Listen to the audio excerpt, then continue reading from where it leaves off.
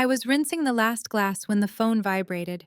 Just a soft ding like a careless breath, but I knew instantly who it was. The one I hadn't mentioned for 3 weeks. Eleanor. I'm coming by tomorrow. The house was never meant for you anyway. No greeting, no thank you. Not even a faint note of grief for the brother who'd been cremated less than a month ago. If you've ever given your whole life to someone only to be told one day that it was never meant for you, then you might want to hear this story. Before I tell you what happened, please tap like and hit subscribe so you'll know exactly how they paid for what they did. I stood frozen by the sink, still holding the drying towel. Water slid from my sleeve and dropped onto the tiled floor. The short line blurred in my eyes, not from tears, but from a feeling I thought had long died, contempt wrapped neatly in civility. She signed in silence, but I could hear the sneer tucked inside every word. Judith Harding, my husband's sister. The one who used to call me the girl with the messy hair at family dinners even after I turned 40.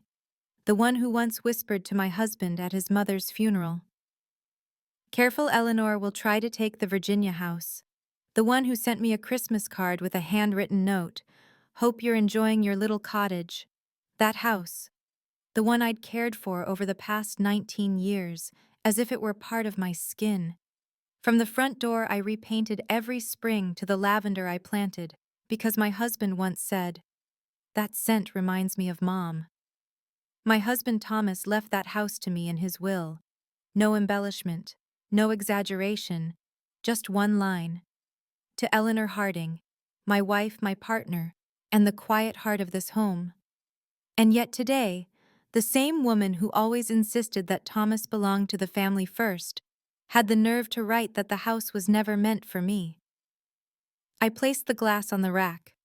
My hand didn't tremble. I'd grown used to being erased bit by simply not being counted. But this time was different. I was no longer the woman standing backstage waiting for an invitation. Thomas hadn't just left me a house, he left me a key, and Judith didn't know I'd already used it. She thinks I'm weak because I'm quiet, but Judith forgets that sometimes silence is the only thing everyone in the room can hear. I picked up the phone, typed a single word. "Okay, sent." One word. Like the first stroke on the blueprint of an ending. I didn't need to explain. Because Judith would understand clearly tomorrow when she steps into that house and realizes it was never hers. And now it never will be. I didn't sleep the night after Judith's message. I tried briefly. I even changed the pillowcase as if clean linen could erase the weight in my chest. But my mind kept replaying the same sentence over and over. "The house was never meant for you anyway." Funny. She said it like the final line of a verdict. But to me, it sounded like a beginning. At 2:58 a.m., I got out of bed. No drama, no pacing the floor, just a quiet movement like muscle memory. The hallway creaked once beneath my heel. Thomas used to call that board the tattletale. I stood in the doorway of what used to be his study. We'd emptied most of it in the last weeks of his life, but one drawer remained locked. He told me once in a half-whisper, "There's a letter. You'll know when to read it." At the time, I thought he meant some sentimental farewell. A confession, maybe, or an apology. But when I slid the drawer open, I found none of that. Just a plain envelope. My name was written across the front in his familiar looping script. No stamp, no date, just Eleanor. I held it like it might break. I opened it by the kitchen window, the one overlooking the garden bed I'd replanted twice last spring because the rosemary kept dying in the frost. Inside was a single page, blue ink, firm handwriting. "Eleanor, if you're reading this, I'm gone, or close to it. You've spent half your life making room for people who gave you none. I let that happen. I'm sorry for that." My throat tightened, but I kept reading. Judith always believed she knew what was best for me. For everyone, really. And when she didn't get her way, she made sure no one else was comfortable either. I didn't need reminding. She'll come to the house. She'll say I promised it. She'll say it's tradition that Mom meant it for her. Ignore all of that. My will is airtight. Leland triple-checked it. You'll find video documentation, signed copies, and backups. The house is yours, Eleanor. It was always meant to be yours. He had underlined that sentence. I stared at it for a long time. Let her talk. You don't need to argue. You don't need to explain. You've done enough explaining in your life. This is your silence now. Your space. Your decision. There was no signature. Just a final line: she won't understand. But she will learn. I folded the letter back along its original crease. The air in the kitchen felt warmer now, though the window was still open. Something had shifted. Not outside. Inside me. Not rage. Not revenge. Resolve. The kind that only forms after you've been quiet for so long that your stillness starts speaking for you. I made a pot of tea at sunrise, the same mint blend Thomas liked in the fall. I poured it into the mug with the chipped rim Judith once mocked at Thanksgiving. She'd said, "You know, most people just replace old things." I remember Thomas saying nothing, but his hand found mine under the table. And that was enough. By 8:00 a.m. I was dressed. Not in black, not in mourning. I wore the cream blouse Judith once called too plain for family photos, and the silver locket Thomas gave me on our 20th anniversary, the one she said looked like something from a thrift store. Let her see it. Let her see all of it. I wasn't polishing anything today, not the floors, not the family history. At 9:00 a.m., I called Mr. Leland. His voice was soft, practiced. But when I said I found the letter, his breath hitched. "Then we're not waiting," he said. "Let's make it official." I permitted him to initiate the trust lock, the secondary asset freeze, and the automatic challenge notice. He assured me Judith would be informed only if she tried to initiate any legal claim. In other words, she'd only find out when it was already too late. I thanked him and hung up. Then I walked through the house. Not out of sentiment, out of clarity. Every room told a truth Judith had never seen. She didn't know the scratch on the baseboard in the hallway came from Thomas dropping our Christmas tree during chemo. She didn't know I'd painted the laundry room yellow because he once joked, "You spend more time in here than I spend at work." She didn't know I'd sold my grandmother's piano, the last thing I truly owned, to help cover Thomas's experimental treatment when insurance gave up. No. She didn't know this house. She only knew the idea of it, the value of it, and she thought that was enough. At 11:23 a.m., I saw her car pull up. Black SUV, polished to a mirror, parked diagonally like she owned the driveway. She stepped out in heels that made no sense for a casual visit. Hair blown out, lipstick is too red for mourning. She had come not to mourn, but to perform. I didn't open the door immediately. I let her knock. Once, then twice. The third time I opened it. Judith smiled. That kind of smile people wear when they're about to insult you with affection. "Eleanor," she said, drawing out the syllables. "You look rested." I didn't respond. I just stepped aside. Let her enter the house she didn't realize was already slipping through her fingers. She walked in like she had every right to. Her eyes scanned everything: the rugs, the mantel, the kitchen cabinets, as if she were checking for damage or inventory. "It's smaller than I remember," she said, running her hand along the banister. I said nothing. "Tom always said he'd never stay here long term. He liked the coast better." She turned to me, almost smug. Did he ever mention that I met her gaze unblinking? Many times. And he had. He said it so often it became code for, "I don't want to fight about this with Judith again." She walked into the living room, ran a finger across the edge of the bookshelf, picked up a framed photo of Thomas and me at the lake. "He looked happy here." I said he was. Judith set the photo down with a little more force than needed. She turned, arms folded. "Look, Eleanor, I know you've been through a lot. I have too. He was my brother." That part was true, but she said it like a claim. He and I had an understanding about this house. It's not in writing, of course. But still. Her smile twisted. "You of all people know how Thomas hated paperwork." I let her finish. Then I walked to the desk drawer, opened it, and pulled out the envelope. He hated paperwork. I agreed, but not enough to avoid writing this. I handed it to her. She hesitated. Something flickered in her eyes. Recognition. Maybe fear. But she took it. She opened it. Read. Read again. Her lips parted, then pressed together. "This doesn't change anything," she said, but her voice had lost its shine. I watched her carefully, and then for the first time since she'd arrived, I smiled. Not to be cruel, not to be petty, just to show her that I had seen through the act. Before she left, she paused by the front door. "You know, Tom was always too sentimental. It made him vulnerable." I replied. "And you always thought that made him weak." A beat passed. "He wasn't weak," I added. "He just knew what mattered." She stared at me the way someone stares at a chessboard they suddenly realize is already checkmate. When the door closed behind her, I exhaled for the first time in hours.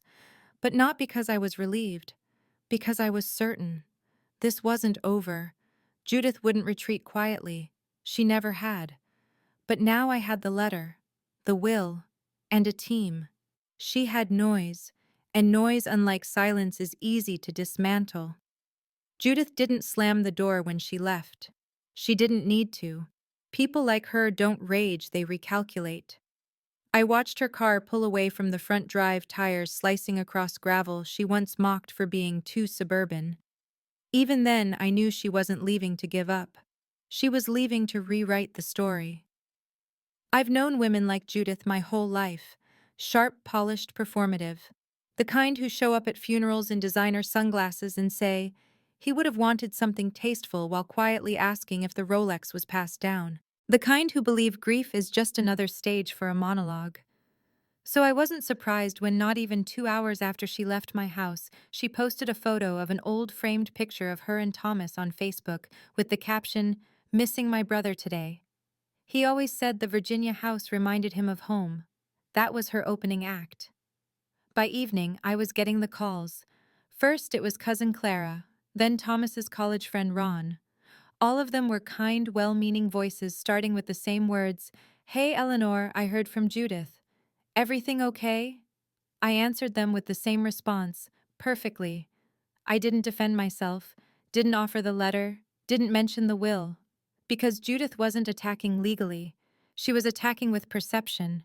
And that meant I didn't need proof. I needed patience. What people don't understand is that some betrayals aren't loud. They're quiet, polite. They come in the form of family members just checking in to suggest maybe you're too overwhelmed to manage things on your own. They hide behind words like concern, tradition, and fairness. Judith was staging her move not through courtrooms yet, but through whispers carefully placed. And if there's one thing I've learned, whispers can move faster than lawsuits. That night, I poured a glass of red wine and sat at the old oak desk in the sunroom. It still smelled faintly of lemon oil and paper. Thomas's chair creaked when I leaned back. I opened a fresh notebook, wrote a single title at the top of the page, "Narrative Control." Beneath it, I listed 3 names: Judith Harding, Sophie Trin, Thomas's cousin who loved gossip, Robert Leland, our estate attorney, and under each name I wrote one sentence. What does she want people to believe? What is she afraid people will find out? What am I willing to say if forced? I didn't plan to go public, but I would be prepared if Judith pushed. The next morning, the first subtle strike landed. I was making toast when I saw the email.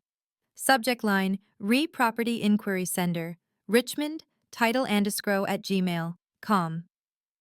The message was short, almost friendly. "Good morning, Ms. Harding. Following up on your sister-in-law's inquiry regarding the status of the Virginia property and current ownership, she indicated the deed transfer may have been in error and is seeking clarification on the chain of title documentation. Please advise if we should proceed with correspondence via legal representation." There it was. She hadn't filed anything yet, but she had suggested doubt. She was testing the cracks in the system, looking for loose bricks in the foundation. But Thomas had already reinforced the walls. She just didn't know it yet. I forwarded the email to Mr. Leland with a one-line note: Judith's laying the ground. His reply came within minutes. We expected this. I'll handle it. Stay silent. Let her move first. I took a deep breath and closed my laptop. Let her dig her pit. That afternoon, I went into the attic for the first time in months. The stairs creaked, protesting under my weight, like they were still holding his memory. I pulled down the boxes labeled Thomas, Archive. Inside yearbooks, tax folders, travel journals, and old family VHS tapes. I wasn't looking for nostalgia. I was looking for material. If Judith wanted to play history revisionist, I would collect the receipts of reality. In one of the tapes dated July 2003, Lake House, I found exactly what I didn't know I needed. Thomas, holding a drink, is laughing into the camera. Judith was behind him, rolling her eyes. And then his voice, clear as anything. If anything ever happens to me, Eleanor gets the Virginia house. No arguments, right, Judy? Her voice responded, faint but audible. You're so dramatic. He laughed. I'm serious. Write it down. I replayed the clip twice, then saved it to a backup hard drive. By now, Judith had started phoning around again. My phone lit up with names I hadn't seen in years. I didn't answer. Let her talk. Let her plant seeds. I was planting something else, proof. 3 days later, the first real blow came. A letter, certified, delivered by hand, from Judith's attorney. My client, Judith Harding, seeks clarification on the legal disposition of the family property located at 1193 Waverly Hill. As next of kin to the deceased, and in light of verbal assurances made before death, Ms. Harding asserts that the property may have been promised outside of the will's contents. A challenge may be filed unless satisfactory documentation is provided within 10 business days. I smiled, not because I was amused, but because she had made her first mistake, promised outside of the will's contents, spoken like someone who still believes words outrank paper, like someone who doesn't realize sentiment doesn't overwrite signature. I sent the letter to Leland. His reply: it begins. I spent the rest of the afternoon cleaning the guest room. Not because anyone was visiting, but because preparing your home is preparing your mind. I folded towels, aired out the linens, set fresh flowers on the windowsill. Let Judith imagine I was nervous. Let her think I was nesting in fear. She didn't know that what I was nesting was a strategy. At 6:43 p.m., the phone rang. It was Sophie. I picked up. Hey, Eleanor. Her voice trailed, cautious. I just wanted to let you know I'm thinking of you. Heard some things. Not sure what's true. I said nothing. Let her stew in the awkwardness. I mean, Judith just seems upset and confused. She says you're not returning her messages. She hasn't sent any, I said plainly. Silence. Oh. Well, I just hope you two can work it out. Me too, I said. I hope for a lot of things. Then I hung up. That night I lit a single candle in the living room. Not for mourning. For clarity. Thomas once said candles were for reminding a space it has a soul. And this house, our house, needed to remember itself before the storm arrived. The next morning, Mr. Leland called. We're ready, he said. For what? To counterfile. With receipts. You mean the recording, the letter, the will, and the time-stamped medical directive Thomas signed. He left it all to you. Her case doesn't hold. I closed my eyes. Then let's begin. As I hung up, I realized something. Judith was telling a story, but I was holding the ending. And soon, very soon, so would everyone else. I used to think silence meant defeat.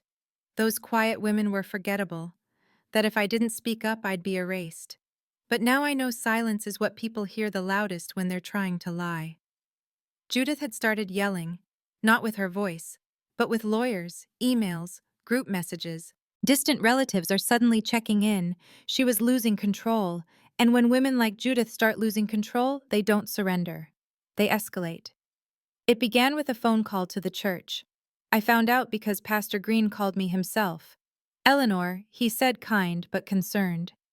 Judith stopped by the office, Said she was planning a small memorial for Thomas next month. Asked if she could hold it here. That wasn't the strange part. She also asked if the church could assist in sorting out some confusion about his estate. She implied you were struggling. There it was again. That word. Struggling. The perfect weapon for women like Judith. Sympathetic. Patronizing. Weaponized concern tied up in silk ribbon. I laughed gently. Did she say anything else? Only that she hoped you wouldn't be upset. That maybe she should have been more involved with Thomas's care. I felt my jaw tighten. In the final 6 months of his life, she visited twice. Once to tell him he should try vitamin infusions, once to remind me about legacy obligations. I thanked Pastor Green and told him I had no objections to a public memorial. Let her stand at the altar, I said. Let her perform. 2 days later, a manila envelope arrived by courier. Inside, copies of Thomas's hospital bills, a credit statement in Judith's name, and a sticky note that read, "Since you're the one who benefited from the house, I figured it was fair you handled this too." She was trying to bait me, trying to make me angry, trying to get a reaction on paper. I didn't take the bait. I scanned the note, then forwarded it to Mr. Leland. His reply was swift. "This counts as financial coercion. She's losing footing. Let her keep digging." But I did start to wonder, why the desperation? Why now Judith had always been manipulative, but this level of aggression, this recklessness wasn't just about a house. Something was missing from the equation. That night, I opened Thomas's old laptop. He hadn't used it in his final year. It still ran slow wheezing between folders like it had lungs of its own. I went digging. Not for revenge, for answers. Inside a folder labeled simply, Scans. I found dozens of PDF documents, medical, financial, and tax records, but one stood out. A scan of an email chain. Subject line: loan repayment schedule. Urgent. It was from Judith to Thomas. The thread was 2 years old. She was asking him for money. Not a small amount. "If I don't cover this by next quarter, I'll lose equity. Don't make me beg, Tom." He didn't reply in writing, but beneath the email was a forwarded receipt of a wire transfer, $75,000. My stomach sank. I remembered that spring, the month Thomas canceled his dental surgery saying insurance had denied coverage, but maybe that wasn't the full truth. Maybe he used that money for her. I scrolled further. A second email, same tone, same desperation. This time Thomas had replied, "This is the last time, Judith. I'm not putting Eleanor at risk again. If you want stability, start building it. I won't keep cleaning up your mess." It was dated 8 months before his death. I closed the laptop slowly. So that was it. She wasn't just coming after the house. She was covering her tracks. If the family ever discovered how much he'd already given her, how deep she'd reached into his accounts, her grieving sister act would collapse. She wasn't just after legacy. She was after leverage. The next morning, I met Mr. Leland in person. He was already drafting a cease and desist letter for harassment. "She's approaching defamation now," he said. "You have the right to shut this down." I shook my head. "Not yet." He looked up surprised. "Why?" "Because she hasn't played her last card. I want to see what she thinks it is." Later that day, I received a text from an unknown number. "I know things about your husband you don't. Maybe stop fighting the will. Could save you the embarrassment." No name. But the voice was familiar. Judith's tone was dressed up in anonymity. I didn't respond, but I saved the number, then forwarded it to our investigator. That evening I called my sister Caroline. We hadn't spoken much in recent months, grief does that. But when I told her what was happening, her voice turned steel. "She's trying to make you feel like the outsider in your own home. She always has. Then why are you letting her circle?" I paused. "Because people like Judith, when they think they're being watched, they get careful. But when they think they're winning, they expose themselves." It was a Saturday afternoon when the twist came. I was in the garden pruning lavender when my phone buzzed. A voicemail from Leland. "Eleanor, I just received a copy of an unsigned affidavit from Judith's attorney. She's claiming Thomas was under duress when he signed the will. She's implying you manipulated him during his illness. We both know it won't hold up legally, but this just got personal. I stood still in the sun. The wind was mild. The air smelled like rosemary and cut grass. And yet something in my chest cracked.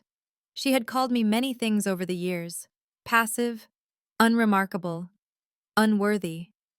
But this was theft by character assassination. She wasn't just attacking my claim to the house, she was trying to rewrite the ending of our marriage. I went inside, pulled the letter Thomas had written me from the drawer, laid it beside the scan of his email to her: "I won't put Eleanor at risk again." Then I whispered into the stillness, "You made the mistake of thinking I needed to scream back. But I only needed to outlast you." Judith didn't know it yet, but the louder she became, the closer she was pulling the noose around herself. Judith's greatest mistake wasn't underestimating my grief. It was overestimating her leverage. She thought she held the legacy, the stories, the memories, the narrative. But what she didn't understand, what she never understood, was that the true legacy wasn't written in who spoke loudest. It was in who documented the quiet. On Monday morning, I sat in Mr. Leland's office. Not hunched, not timid. I sat tall, spine straight, palms calm on the mahogany table. Across from me, he reviewed Judith's latest tactic, an unsigned affidavit claiming Thomas was coerced into rewriting his will while under my primary care. "She's walking a tightrope," Leland said. "This isn't a formal challenge yet. It's pressure. Public pressure." "Let her try," I said. He glanced at me. "You're not angry. I'm ready." He smiled, not smugly, but like a man watching someone step into the space they'd been building all along. We laid out the next moves like a chessboard. 1. Prepare a counter-affidavit, notarized citing Thomas's final legal and medical capacities. 2. Submit 3 signed letters from his oncologist, estate planner, and palliative care nurse, all dated post-will execution. 3. Release the video deposition Thomas recorded 2 months before he died. In it, Thomas looked tired, but sharp, composed. He stared directly into the camera and said, "I, Thomas Harding, of sound mind and full awareness, have made my final estate decisions without duress. If anyone challenges that, they are not defending me. They are denying me." His words settled into silence. No music, no drama, just the simple sound of a man closing a chapter with intention. We didn't send the video to Judith's attorney. Not yet. We sent a letter instead. Civil, cold, clear. "Your client's claims are baseless and defamatory. Any further contact regarding these allegations will be handled through formal litigation. We suggest your client consider the attached exhibits before proceeding." Attached were the affidavits, the signed physician letters, and a redacted excerpt of the video transcription. Enough to warn her, not enough to show our full hand. That afternoon, I returned home to a message on my answering machine. It was from Sophie again. Her voice was strained. "Hey Eleanor, look. I don't want to get involved, but Judith's saying some intense stuff. About you. About Tom. I mean, she even told Aunt Marianne that you cut her out of the funeral planning and she wasn't allowed to see the will. That was new. I'm just worried it's getting out of hand." It wasn't getting out of hand. It was getting close to the truth. Because people like Judith, they talk the most when they feel the net tightening. That night, I poured tea instead of wine. I needed clarity, not comfort. And I opened the last envelope Thomas had left, the one marked personal, eyes only. Inside were 3 folded documents. The first was a letter. Short. "Eleanor. If you ever reach this stage, it means the fight I hoped wouldn't come did. I want you to know something I never dared to say outright. Judith tried to leverage the house, our house, before I was even gone. She asked me to sign it over, said it would simplify probate. I refused. And she got cold. If she ever claims I made her promises, remind her that I made you this one. I chose you, not as a favor, as my final act of clarity." The second document was a notarized statement dated 8 weeks before his death. It read, "This is to affirm that I, Thomas Harding, do not consent to any changes to deed title or will structures concerning the Waverly Hill property, unless initiated by me and with full legal representation. Any verbal claims to inheritance are invalid. Signed, witnessed, stamped." The third document stopped me cold. It was a printout from an online real estate platform. A listing draft was never published but was saved. Photos of the house, notes about renovation potential, a suggested price point.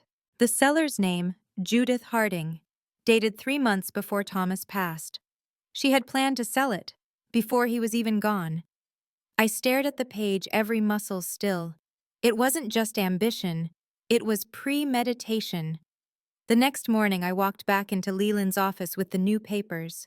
He read in silence, page by page, breath by breath. When he finished, he looked up. "This changes everything." "Good," I said. "You ready to take the gloves off?" "No," I replied. "I never wore them." We filed a protective estate injunction the same day. Judith's name was officially listed as a potential financial adversary. That meant no more inquiries, no more contact, no more subtle threats. Any further communication would go through court records traceable, citable, and admissible. The following week, her attorney withdrew her informal affidavit. Too much heat, too many holes. But Judith, she didn't go silent. She shifted. It started on social media. A post with a photo of her and Thomas dated 20 years ago, captioned, "We all grieve differently. Some take, some cherish. I choose to remember." A flurry of condolences followed. Comments like, "Stay strong.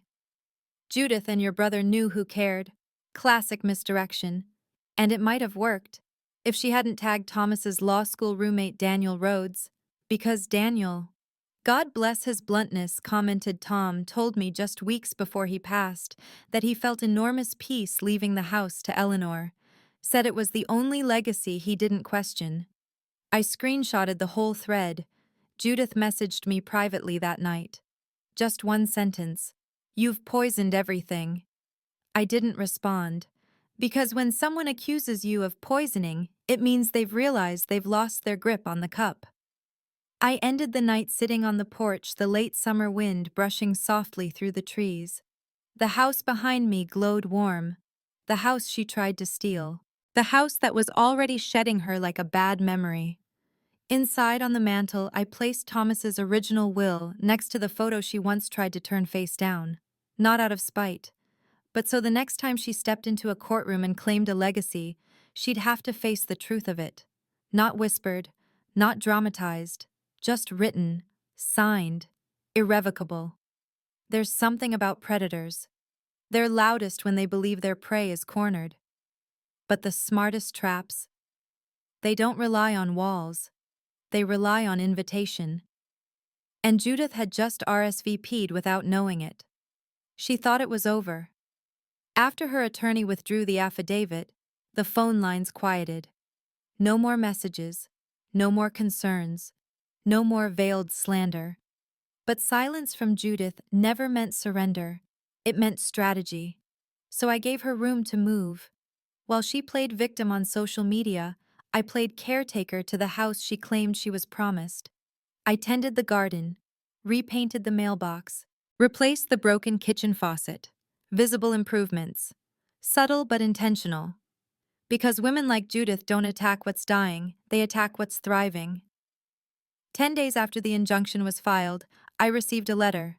Not from Judith, from a property management firm based in Richmond. Polite, formal, brief. "We've been retained to evaluate the Waverly Hill property on behalf of a prospective client for potential rental and resale value." No names. But I knew. Judith was circling again. I called Mr. Leland. "Can we trace who hired them?" "Not directly," he said. "But we can bait them." And just like that, the trap began. Over the next 2 weeks, I made 3 very specific updates to the house. 1. Installed a fake security camera, visible but disconnected. 2. Changed the Wi-Fi name to Waverly Trust Property Do Not List. 3. hired a home inspector under my name to conduct a condition review, but left the paperwork partially visible on the kitchen counter. I knew Judith still had keys. She never returned them. I wanted her to use them. A week later, I staged a trip. Posted a photo of a suitcase, tagged a friend in Asheville, wrote gone for a few days to recharge. No cell service. Wish me peace. I left the porch light off, the side gate unlatched, and then I waited. On the third night, at 2:41 a.m., the motion sensor light on the side yard blinked. Judith was never subtle. I didn't confront her. I waited until the morning, then walked through the house with quiet calculation. The kitchen drawer was ajar. The inspection papers had been moved. The dusty guest room had new shoe prints. And in the trash, an empty Starbucks cup caramel macchiato. No ice. Judith's signature drink. She had been here. I called Mr. Leland. "What do you want to do?" he asked. "Nothing. Yet." "Why?" "Because the moment she believes she's seen what she needs to see, she'll make her move." 3 days later, she did. I got an email. Not from Judith, from a real estate agent. "Good afternoon, Ms. Harding. We've been informed there may be interest in listing the Waverly Hill property. Before proceeding, we're required to verify ownership and occupancy status. Please confirm at your earliest convenience." She hadn't learned. Or maybe she believed I was the one who hadn't. I forwarded the email to Mr. Leland, who replied, "Let's go ahead and shut the door." Literally and legally. We filed a trespass notice retroactively invoking the prior injunction and noting recent unauthorized access. We attached photos, motion timestamps, witness affidavits. Even the Starbucks cup DNA is optional. And then I sent Judith a letter. My first direct communication since the day she came to the house. 1 page. Handwritten. No signature. "You entered my home while I grieved. You attempted to sell it before I was ready to sleep in it alone. You read my silence as weakness. But silence is not surrender. And locks aren't just on doors. Some are on legacy, and others on consequences. You wanted the house. You got the trap. I sealed it. Left it unsigned. Let her wonder who else had seen it." 2 days later, her attorney reached out. A full statement of withdrawal from any interest in the property, followed by a non-disparagement agreement request. She was trying to quiet the storm she started. Mr. Leland asked if I wanted to accept it. "It'll mean she can't talk about the estate in any public forum again." "Let her talk," I said. "Let her spin whatever story she wants. She's already lost the plot." But then I paused. "Draft it. But add a clause." "Which clause?" "That she admits in writing she had no standing. That Thomas left me the house fully knowingly and without coercion." He smiled. "She'll never agree to that." Then we keep going. The trap had worked, but I wasn't interested in revenge. I was interested in clarity. That evening, I found the last photo Thomas and I had taken together. It wasn't posed. We were sitting on the back steps, tea mugs in hand, lavender behind us. He was leaning toward me, forehead relaxed. A man at peace. I printed the photo, framed it, then walked to the living room and took down the last family photo that included Judith. Her hand had been on his shoulder in that one, too tight, too centered. I placed the new photo beside the will, right where it belonged. The next day, something strange happened. A letter arrived. No return address. Inside a card. No signature. Just 3 words. "You were right. I didn't need to ask." Judith finally understood. She had mistaken my grief for emptiness, my silence for confusion, my stillness for space she could claim. But now she knew I had been watching, documenting, building. She wanted the house. What she got was the trap. And I never even had to raise my voice. There's a peculiar kind of silence after you win. It's not relief. It's not joy. It's inventory. Your mind walks through every room inside you, checking what's still standing and what got cracked while you were defending it. Judith was out. The papers had been signed. Her attorney had agreed to the full withdrawal, including the clause I added. My client acknowledges that Mr. Thomas Harding left the Waverly Hill property to Eleanor Harding in full legal and conscious intent. 12 words. 12 small nails in the coffin of her campaign. I stared at that line for a long time before I filed it. Not because I doubted it, but because I wanted to remember how much it had taken to make someone else write what I'd always known was true. For a few days, I let myself move slowly. I washed the curtains, cleaned grout lines, picked dead leaves off the rosemary bush. Not to keep the house neat, to remind myself that it was mine. To prove in tiny rituals that the home Judith tried to steal had never belonged to her memories, only to mine. On Thursday, I took down the family portraits from the hallway. Not out of anger, out of realism. Because in every picture, Judith stood just a little too close to Thomas. And I had stood just a little too far behind. I replaced them with photographs from my archive ones Thomas had taken. Me painting the shutters, me pruning the hydrangeas, I hair wild laughing by the garden hose. He saw me, even when I thought no one was looking. That afternoon I sat in the sunroom with a cup of tea, a legal pad, and a new pen. I titled the page, "What's Next?" I had thought for weeks that reclaiming the house would be the finish line. But as I stared at the blank page, I realized something both heavy and thrilling. This wasn't the ending. It was the beginning that Judith had tried to prevent. Because in all her noise, all her tactics, she had shown me something more dangerous than cruelty pattern.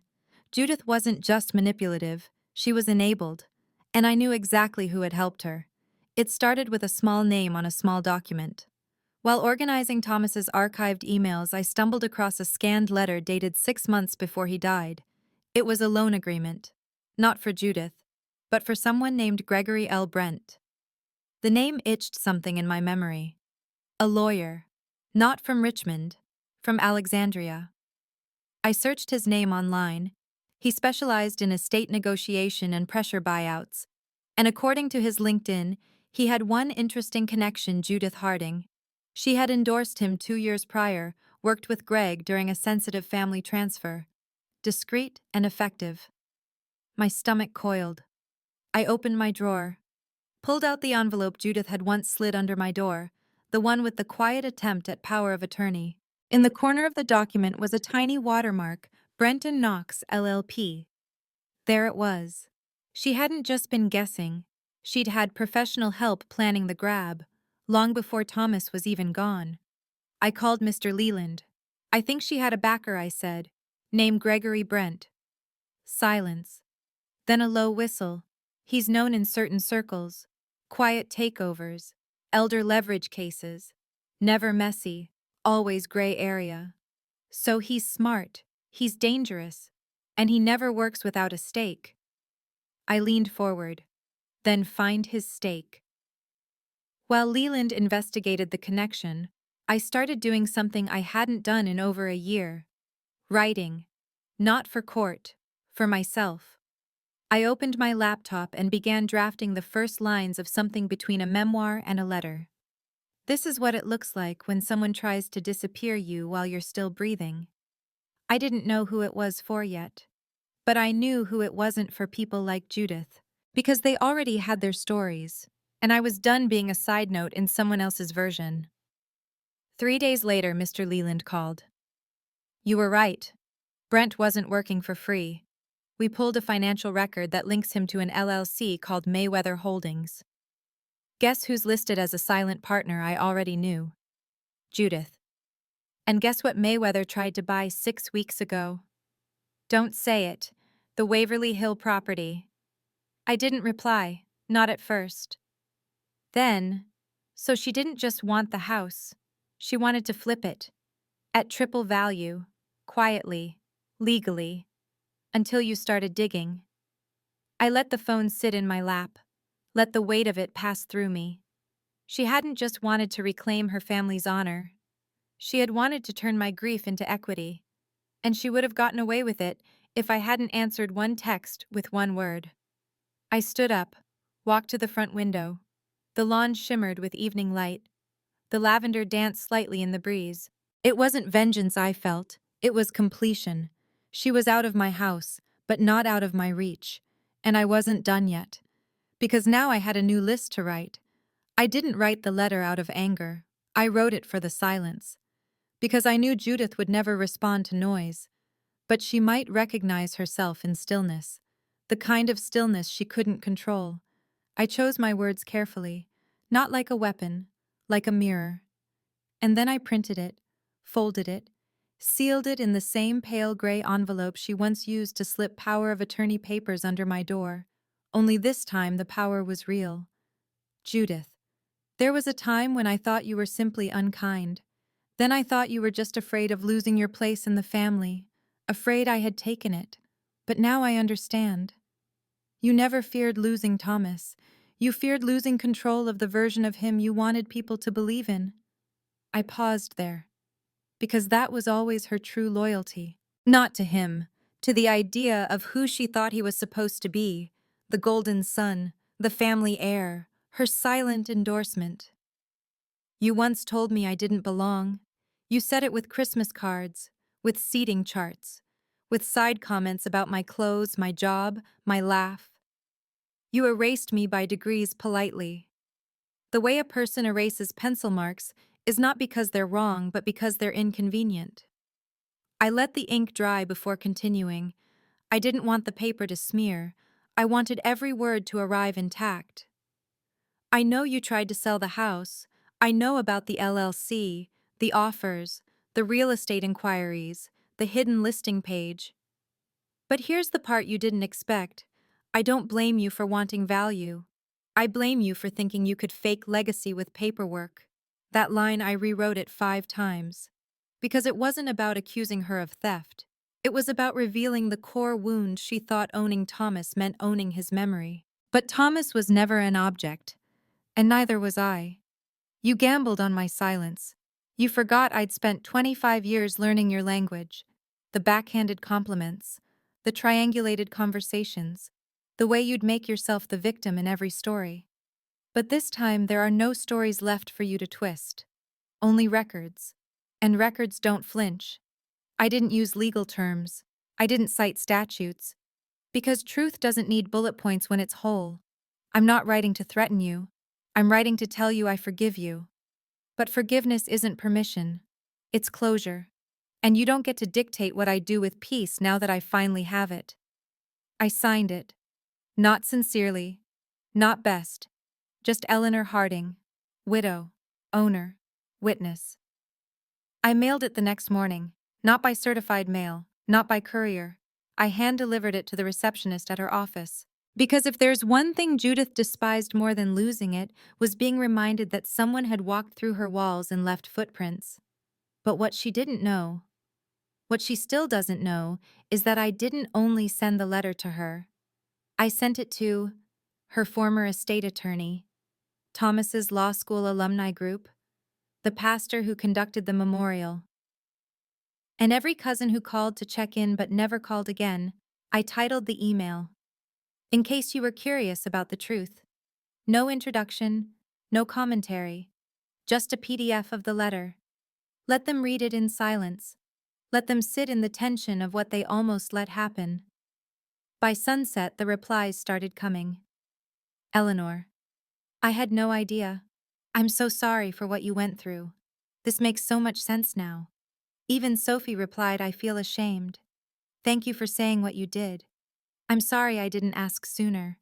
I didn't reply to most. Because the point wasn't to earn sympathy. It was to make truth non-negotiable. That night I walked the perimeter of the house, like a ritual, like a blessing. I touched the fence posts, the trellis Thomas built in '09. The wind chimes Judith once said were too noisy. They sounded perfect. When I came inside, I poured myself a glass of wine. Not red this time. White, cold, crisp, sharp in the throat, like truth. I stood by the window, watched the lavender shift in moonlight, and I thought, they tried to erase me, not with force, with doubt, with whispers, with false smiles. But I didn't fight them with fire. I fought them by witnessing, with records, with memory, with silence that could not be redirected. Judith thought I wanted revenge, but revenge is messy, loud, bitter. What I wanted was something quieter, stronger, recognition of what I endured, of what I built. and of who I became after the storm. Because when the storm passed, I didn't rebuild the same house. I rewrote the floor plan. You don't realize how much energy silence takes until the day you no longer need to keep it. That day was Tuesday, the day the family gathered for the final estate review. No litigation, no press, just a reading. But everyone knew what it was. A reckoning. They gathered in the long sunroom of Leland's office where the light fell too bright for anyone to hide their expressions. Judith arrived in gray, a calculated choice. Mourning but not dramatic, a silk scarf, no jewelry, no lipstick this time. She sat straight in her chair like someone preparing to endure false accusations with grace. What she hadn't prepared for was documentation. I didn't sit across from her. I sat beside Leland. Not as a legal witness. As Thomas's wife, his surviving partner, the quiet heart of the home. The title I never asked for but carried every day since the will was signed. The air felt weighted, not tense, anticipatory, like a courtroom with no bailiff. Leland cleared his throat and began reading, as per the legally executed and undisputed will of Thomas Harding. The following assets are to be distributed as follows. He spoke without flourish. There was no drama, just clear sentences and firm timelines. Judith didn't interrupt, not yet. But her knuckles were pale against the armrest. She had nothing left to file, no loopholes to exploit, only reputation. And reputation, as she was about to discover, doesn't hold up against truth laid bare. At the halfway point, Leland paused. He looked down at his notes, then up again, eyes sweeping the room. Before we continue, I've been asked by the executor to present an addendum. One was not required by law, but requested by Thomas before his passing. It's a statement, personal in nature, to be read aloud. Judith stiffened. I wasn't made aware of any addendum. No, Leland replied. You weren't. He unfolded the paper. I knew every word. I had read them in Thomas's handwriting months ago, but hearing them aloud now with Judith present gave them new shape. If you're hearing this, I've passed. And if you're hearing this read aloud in Eleanor's presence, it means she endured more than I ever hoped she'd have to. To the Harding family. This letter isn't about property. It's about truth. You watched Eleanor carry the weight of my illness without complaint. You watched her sell her grandmother's piano to fund my treatment. You watched her give and give and give while some of you waited for her to fade. She never did. And she never will. I glanced toward Judith. Her eyes stayed fixed ahead, but her mouth was tight, pressed, unreadable. If you ever doubted who I chose to be the keeper of my memory, let this remove it. The house is hers, the records are sealed, and the legacy of how we lived, how she loved me, and how she protected our name belongs to her alone. You don't need to agree. You just need to remember silence does not mean weakness, and family is not always who shows up with a birth certificate. Leland folded the page slowly. No one moved. Even the air seemed to pause out of respect. Judith stood up, quietly, not to leave, to speak. But the words didn't come immediately. She reached into her purse, pulled out something flat. A photograph. She laid it on the table in front of her. This, she said softly, was taken at Waverly Hill.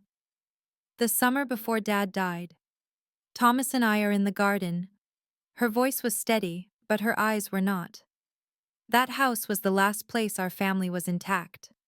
Before life pulled everyone apart. She looked at me. I thought if I could hold on to it, maybe I could hold on to that time. It wasn't an apology, not quite, but it wasn't deflection either. And then something I hadn't expected. Sophie. From the far end of the room, she stood up, cleared her throat. Judith, she said, you had years to protect that house. You had decades to be kind, to include Eleanor. You didn't. Her voice didn't rise, but it carried. And you weren't trying to preserve the house. You tried to sell it. We've seen the records. Judith opened her mouth, then closed it. No defense. Because when someone like Sophie finally breaks their silence, the room changes. Judith no longer held the floor. She didn't even own the corner. The rest of the meeting continued with clinical finality. Leland wrapped the asset notes, final accounts, distribution timetables. The paper was passed, hands were shaken, but not hers. Outside, I stood on the stone steps of the building, breathing in the air like it was my first clean inhale in years. Judith passed me on her way to the parking lot. She didn't say anything, but she paused, a brief second, then looked at me and whispered, "You won." I shook my head. "No," I said. I remembered. "That's stronger than winning." I turned and walked away. The house wasn't waiting for me. My name was. The first morning I woke up without fear, I almost didn't recognize the silence. It wasn't the silence of grief or absence or withheld words. Not the kind Judith used like a knife dipped in honey. This silence was mine. And I didn't need to defend it. The house breathed differently now. The floorboards no longer creaked like warnings. They whispered like memories. I walked barefoot. Slow.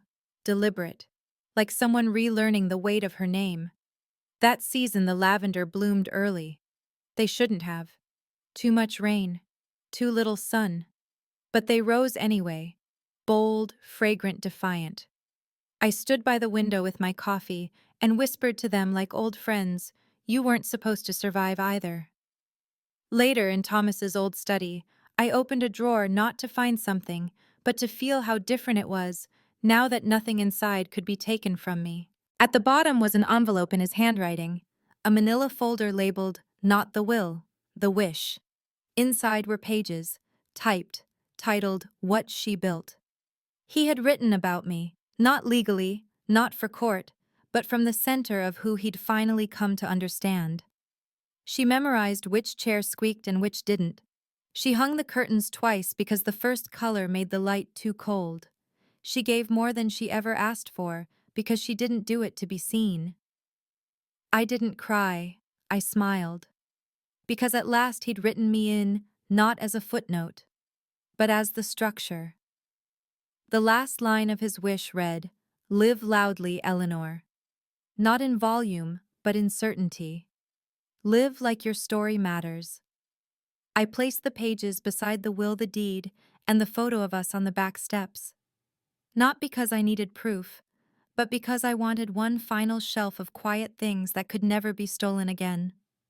Weeks passed. Judith moved. The whispers stopped. People always find other drama to whisper about when yours stops bleeding. I painted the laundry room sunflower yellow, hang wind chimes by the porch, replaced the dining table with a round one, no head, no foot, no rolls, just room for honesty. The rosemary I planted for the third time finally grew, maybe because I stopped trying to control it, maybe because now everything had permission to be enough. One quiet Sunday, Sophie came by with warm bread. We sat on the back steps. "It smells like him," she said. "But it doesn't ache anymore," I replied. She looked at me for a long moment, then reached for my hand.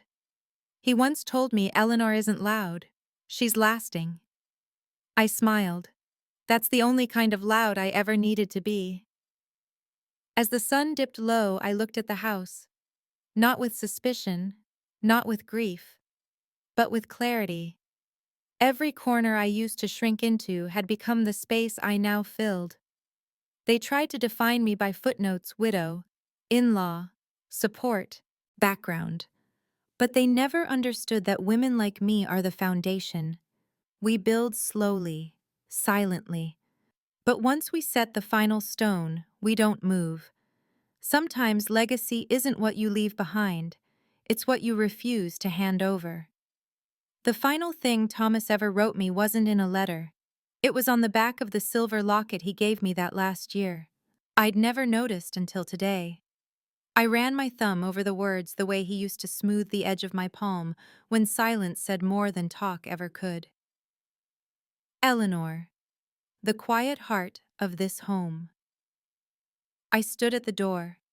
No lock needed, no proof left to gather. Just breathe and space. And one woman whole heard, and finally home. Have you ever lived a life only to realize one day that your silence was never weakness? It was waiting, waiting for the right moment to stop asking for permission, to reclaim what was always yours. If this story echoed something inside you, share your thoughts in the comments below. And if you've ever felt unseen, unheard, or underestimated, tap like, hit subscribe. Not just for the story I told, but for the one you're still writing. Thank you for walking with me through this quiet reckoning. And remember, sometimes life doesn't steal anything from you. It simply holds the door open until you're ready to walk through it.